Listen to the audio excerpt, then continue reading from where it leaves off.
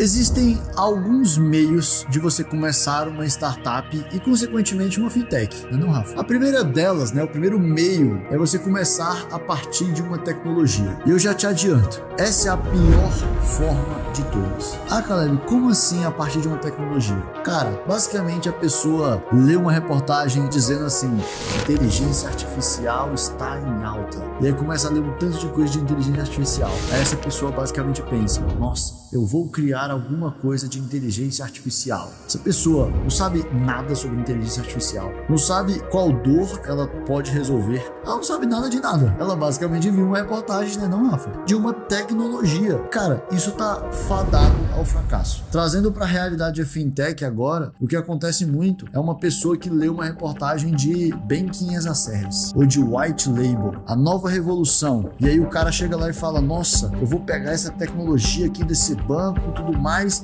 e vou fazer isso com ela. O cara não sabe nem o que ele vai resolver no fim do dia. Essa história a gente já viu, né, Rafa? Aí o cara vai lá, conversa com o Banking as a Service. Aí o Banking as a Service, esperto, vende um tanto de produto para ele que ele não precisa, que ele não sabe nem o que ele quer no fim do dia. Ele só tá vislumbrado com a tecnologia. Aí ele gasta rios de dinheiro e esse, Rafa, não chega nem a testar, né? Porque ele não sabe nem o que ele tá fazendo. Esse é o pior de tudo, ele não sabe nem o que ele tá fazendo. Então, essa é a pior forma de você tentar começar um negócio, pensando diretamente na tecnologia de fato. Mas existe uma segunda forma, que não é tão ruim assim, mas também é ruim. É basicamente você começar a partir de uma ideia. Aí você pensa numa ideia, dessa ideia você leva para a parte tecnológica, do tipo, eu vou fazer assim para criar essa solução. E aí depois você vai para o mercado, aí você, vou testar essa minha solução no mercado, aí você começa a ver se isso ali faz sentido ou não. E eu sou um exemplo vivo de que essa ideia, ela pode até dar certo, mas ela não é um dos melhores caminhos a se seguir. E por que eu sou um exemplo vivo? Porque as minhas duas empresas que não deram certo começaram assim, né, não, Rafa? As duas que não deram certo começaram assim, né? A Modular, que foi a minha primeira empresa, minha primeira iniciativa como empreendedor, que era um Uber de aulas particulares, e o iniciozinho da Zapay, que não tem nada a ver com o que a gente faz hoje. Na Modular, basicamente a gente pensou, cara, vamos ver aqui, vamos criar um app que basicamente vai conectar alunos que querem pedir um professor de aula particular e esse professor vai até a casa desse aluno. Então o app ali era como se fosse um classificados, no fim do dia. A galera mais antiga é como se fosse um classificados no fim do dia. Então ele ia lá no app e escolhia o professor. Pessoal, é óbvio que eu tive essa ideia lá atrás porque eu tinha visto uma dor no mercado. Muitos amigos meus davam aula particular e eles não conseguiam novos alunos ou tinha certa dificuldade com isso. Mas por que eu falo que eu comecei da ideia? Porque eu não foquei muito na dor. Eu basicamente só pensei, eles precisam de alunos, então eu vou criar um negócio aqui para conectar aluno com professor. Eu não fiquei, Rafa, focado na dor. Eu não busquei entender com profundidade a dor, qual que era o problema de fato, se eles tinham essa dificuldade, o porquê que eles tinham essa dificuldade. É bem diferente quando você está focado na dor e quando você está focado só na solução. Então na minha cabeça, vou criar um aplicativo aqui e ver se isso resolve. Mas o que aconteceu no fim do dia é que esse aplicativo não resolveu de fato a dor. Porque as pessoas não queriam usar um aplicativo, porque muitas vezes quem pedia o professor era o pai do aluno e o pai do aluno não tinha facilidade em lidar com o aplicativo. E aí muitas vezes eles pegavam o telefone lá e ligavam pra gente, ou seja, a gente poderia ter criado uma solução muito mais fácil para testar isso antes. E o ponto importante é que essa dor era muito difícil ser resolvida dessa forma, porque quando eu crio um classificados, eu tô meio que dizendo que quase que qualquer pessoa daquele classificado serve. E quando eu tô falando de aula particular, o cara quer ter aula com o Rafa. Então ele não quer olhar um aplicativo, ele quer ter contato com o Rafa. E tudo isso eu teria descoberto se eu tivesse focado na dor de fato antes de partir por uma ideia de solução. Feito uns testes, conversado, exatamente. Essa é a diferença de quem está focado na dor, O cara faz esses testes, conversa e tudo mais. Quem está focado na solução só fica pensando em solução, sem nem adentrar na dor de fato. Então, esse é um ponto extremamente importante. E a Zapay, o início dela foi muito assim. A gente pensou, nossa, existe uma dor que é a dor da fila em supermercado, atacadão.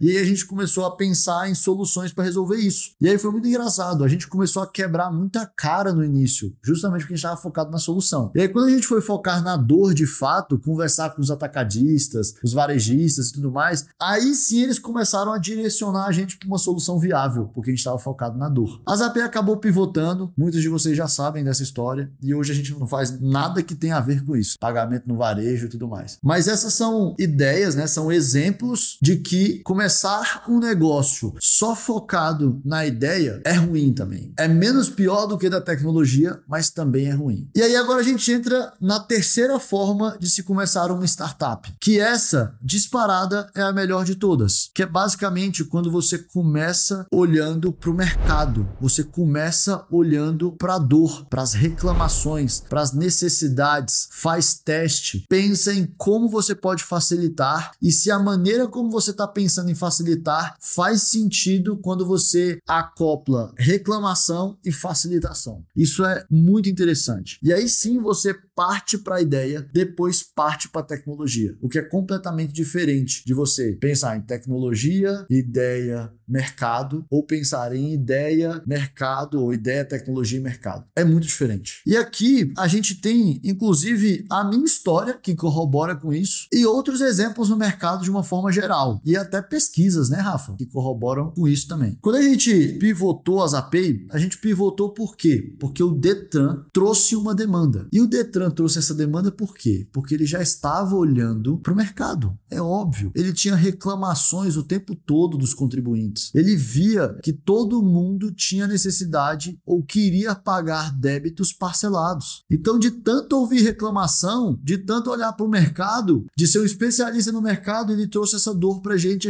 ajudou o Detran a resolver esse problema. Ou seja, a Zapay começou a dar certo quando a gente começou a olhar primeiro para o mercado, depois para a ideia e depois tecnologia. E aí a gente começou a deslanchar no mercado como um todo. E aí faz muito mais sentido, porque esse cara que olha para o mercado, vamos olhar para o universo de fintechs. Quando ele vai conversar com o Banking as a Service, né, Rafa, pegando aquele primeiro exemplo, ele já sabe exatamente o que ele quer. Ele não vai ser ludibriado pelo Banking as a Service. Ele não vai começar a gastar dinheiro com coisa desnecessária, porque ele sabe exatamente o que ele precisa resolver e como que ele vai resolver aquilo. É completamente diferente. E a gente consegue enxergar isso também na metodologia Jobs to be Done, que eles têm uma estatística que mostra que startups que começam olhando para o mercado, elas têm 7 vezes mais chances de passar pelo Vale da Morte do que aquelas startups que começam a partir de uma ideia ou uma tecnologia, exatamente. Bom, então comece a sua startup, a sua fintech, olhando para necessidades do mercado. E uma outra coisa que você tem que fazer também é olhar bastante para serviços que você pode agregar e não só para produto. Esse é um ponto extremamente importante, tá? E eu tenho alguns exemplos para trazer aqui para vocês. Tem uma startup de um conhecido meu chamada BXBlue que foi vendida para PicPay. E o que eles pensaram?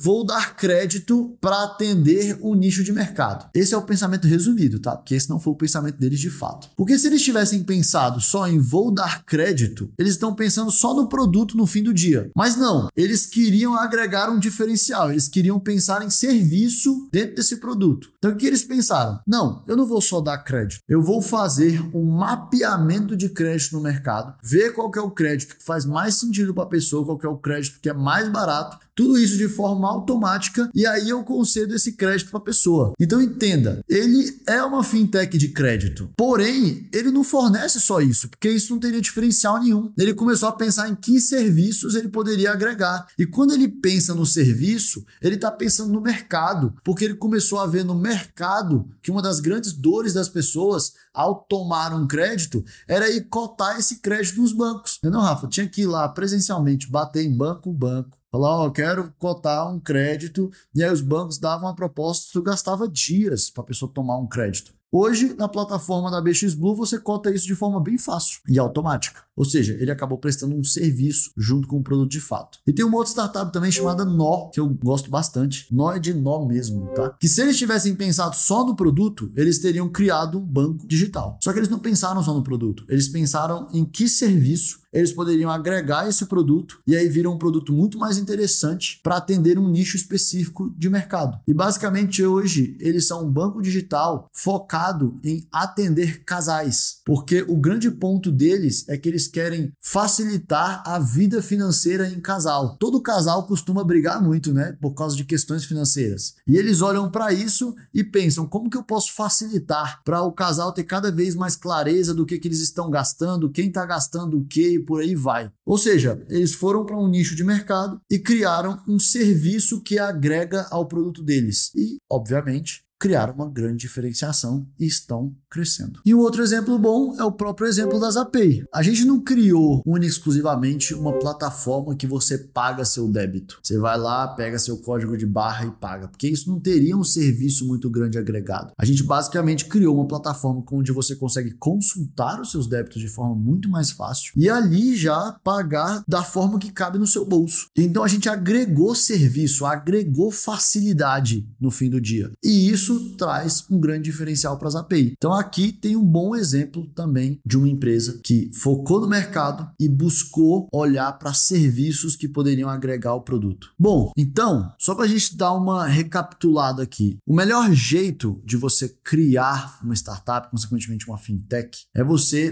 primeiro começar a partir de uma insatisfação, de uma reclamação, de uma necessidade, olhando para o mercado. Ou seja, você precisa se colocar na posição do cliente, daquele usuário que está reclamando, está sentindo uma dor e por aí vai. E aí sim, você começa depois a entender qual que é a solução, como que você pode facilitar a vida desse usuário ou desse cliente. E o ideal aqui é você pensar em soluções que economizem tempo, economizem dinheiro ou até trazem dinheiro para a pessoa, né, para esse usuário, para esse cliente no fim do dia. Porque aí sim você consegue encaixar todas essas pontas e seguir por um caminho que é extremamente eficiente e sustentável no longo prazo. Então é isso. Um abraço. Estou esperando vocês nas próximas.